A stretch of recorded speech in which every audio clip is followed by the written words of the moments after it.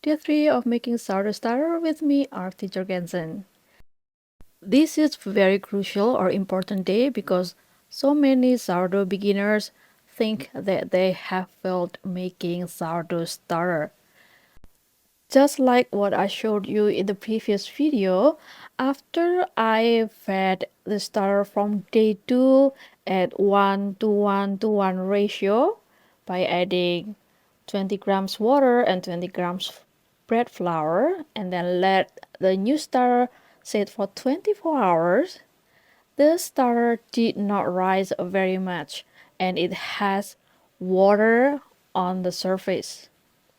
It's a very common experience for people to find that their starter doesn't have much activity. It looks like it's dead on the third day. But like I have told you that this is part of the process. They can even get more discouraged because this thing can happen for several days, even a few weeks. But actually they can keep feeding the starter once a day during that period.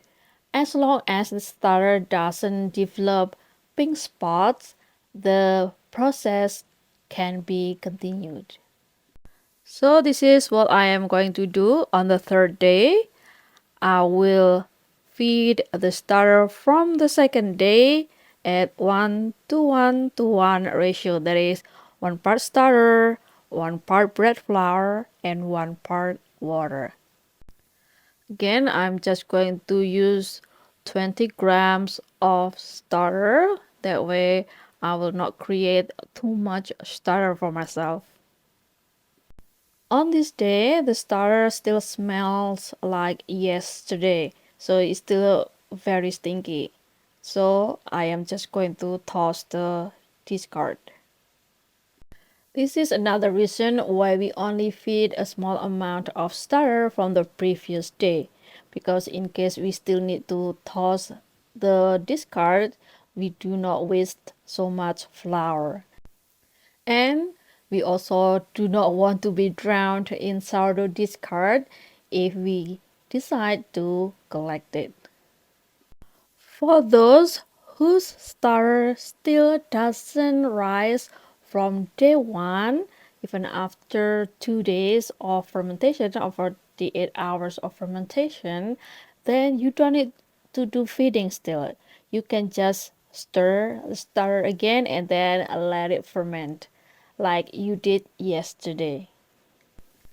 The making of sourdough starter doesn't get any simpler, but you do need to be patient because the starter dough will have to go through different stages from being dominated by spoilage bacteria to being acidic and then harboring the wild yeast and lactobacilli. As for the feeding time, it doesn't need to be exactly 24 hours. It can be more or less. It can be 18 to 30 hours. Just follow your schedule. Do not let the starter dictate your life.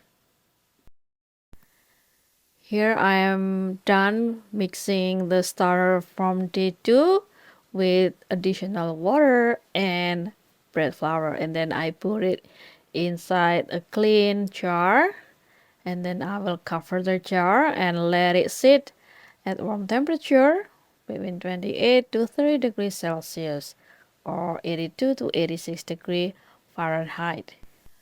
This guide is focused on wheat-based starter, but there are many people that have had great success in making sourdough starter with gluten-free flour.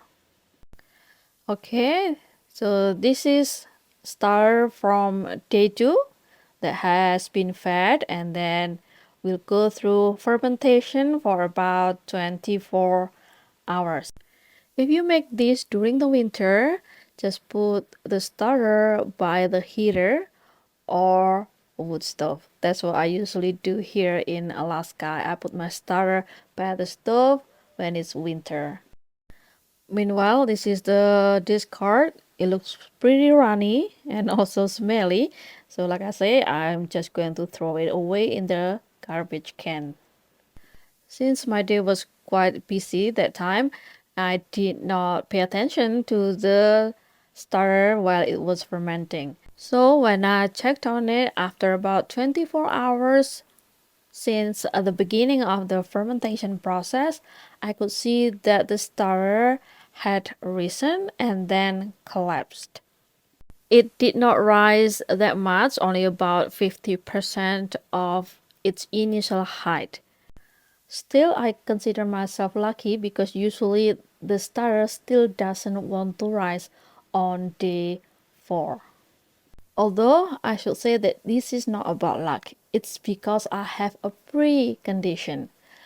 I handle starter almost every day, and my utensils also touch starter almost every day because I already have an established starter.